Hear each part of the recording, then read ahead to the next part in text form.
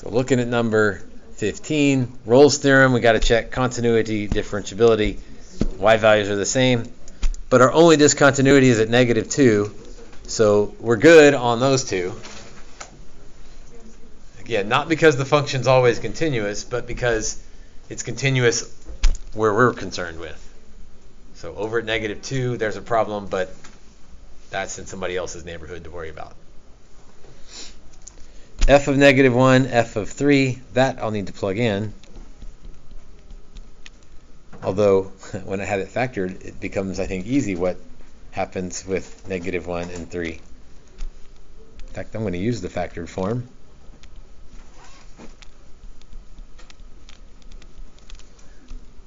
Because that is the easier form to use. F of 3. Also 0. So, yep. It's continuous and differentiable on our interval, and the y values are the same. So, the then means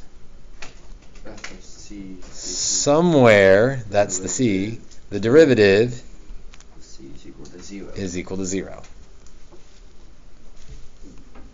Oh, so now I got to take the derivative of this thing.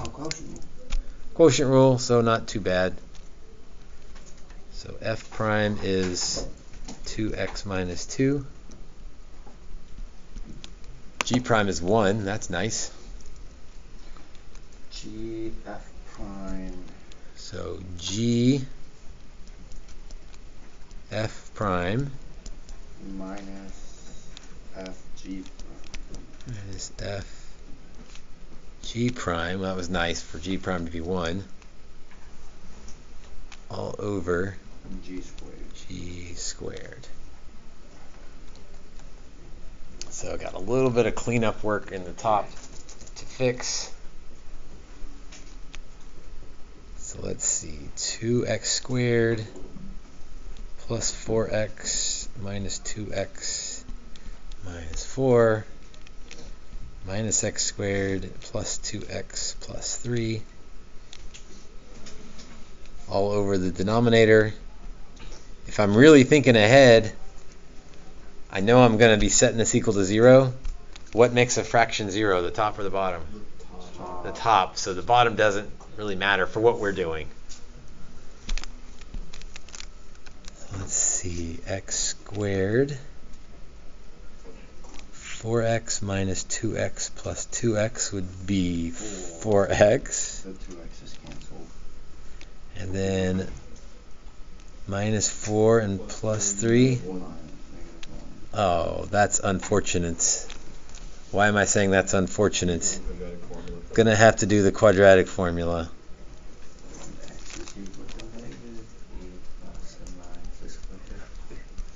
So I set the top equal to 0 because it doesn't really matter what the bottom is. The top being 0 is what's going to make it equal to 0.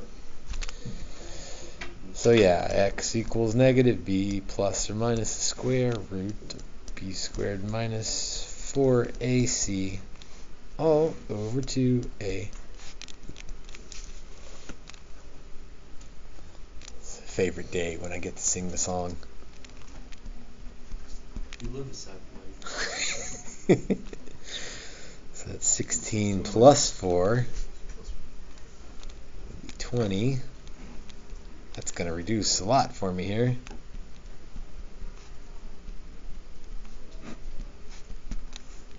Yeah, 2 root 5. Everybody will divide by 2.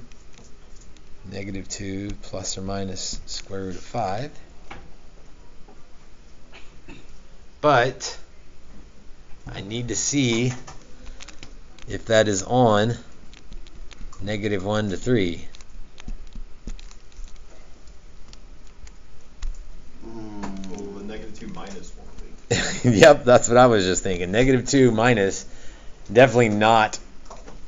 And the plus square root of 5 is going to be greater That's than 2. that's left of -1 and then more left of -1, so he's out for sure. -2 plus square root of 5. Square root of 5 is larger than 2, so I think it's like Yeah, 2 point something. it's definitely 2 point something. So negative 2 plus 2-ish Is bigger than negative 1. is bigger than negative 1, but less than 3. So we're good.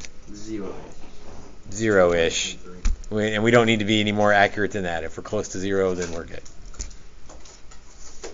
So that was a yucky one because of quadratic formula, and then extra yucky because we can't just leave that as our answer. We got to think, well, is that in our range or not? And if it is, which one? Yeah, which one is, which one isn't. And it's possible that both are. Actually, it's guaranteed. Rolls says that you'll have at least one answer. So you definitely need to get at least one answer, but it could be that both of them were.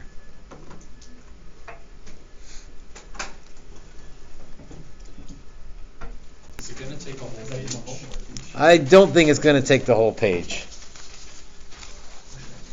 41, x to the 2/3.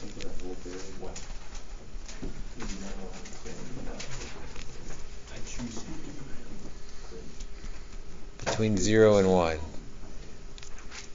Okay, and it's the same instructions basically. Determine if it works, and if it does, find C such that the calculus slope equals the algebra slope. So the if is f is continuous on the closed, differentiable on the open. X to the 2/3. That's the cube root of x squared. Maybe that's a different way to think of that. I'm really worried about 0. Everything else is going to be fine. So, can I take the cube root of 0? It was like, I don't know. Can you? Cube root of 0 is 0. Cube root of 0 is 0. So, continuity is not an issue. Yeah. Differentiability. Well. Let's take a derivative and figure out, because we may need this anyway. 2/3 x to the negative 1/3. I don't think it would be an issue. No, undefined. So 2/3 x to the negative 1/3. Ooh, undefined. It would be undefined. Where would it be undefined? It would be negatives. No, you can cube root a negative. 0. You can cube root 0, but you can't divide by 0. Is 0 It's not included. is not included because it's the open. So I think I said it's rare that we test you on that, but here it matters. So 0 is an issue, but for differentiability, 0 is not in that interval. So we're okay. So we are differentiable on 0 to 1. We would not be differentiable on closed 0 to 1. But we don't include 0, so we're okay. So the then is, and again, I don't remember the formula first, I remember the idea first. Slope is equal to algebra slope. Calculus slope equals algebra slope. Then you could go to the formula. If you like the IROC and AROC thing, you could write that in there. It means the same thing. Calculus slope, f prime at C. Algebra slope, that's the F. good old y2 minus y1 over x2 minus x1.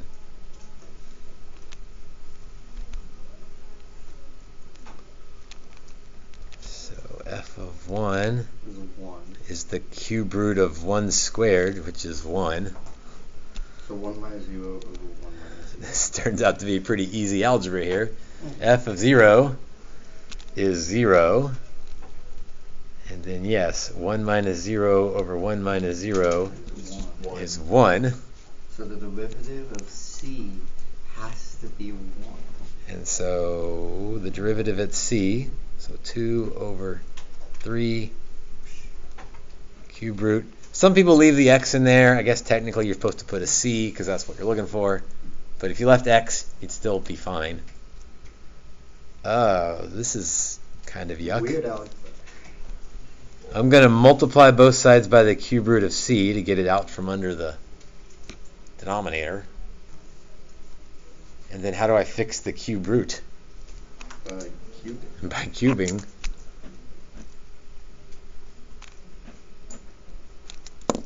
So C is equal to,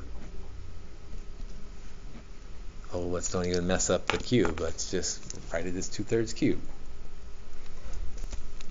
Except that is that on 0 to 1? I mean, it's still a fraction. Yeah, it's a fraction less than 1. So if I cube it, It's going to be It's lower. still good. It's going to get lower, but it's not going to go below 0. Tad more than 0. Or maybe it'd be easier if I just went ahead and cubed it. 8/27 is definitely between 0 and 1. So we're good there.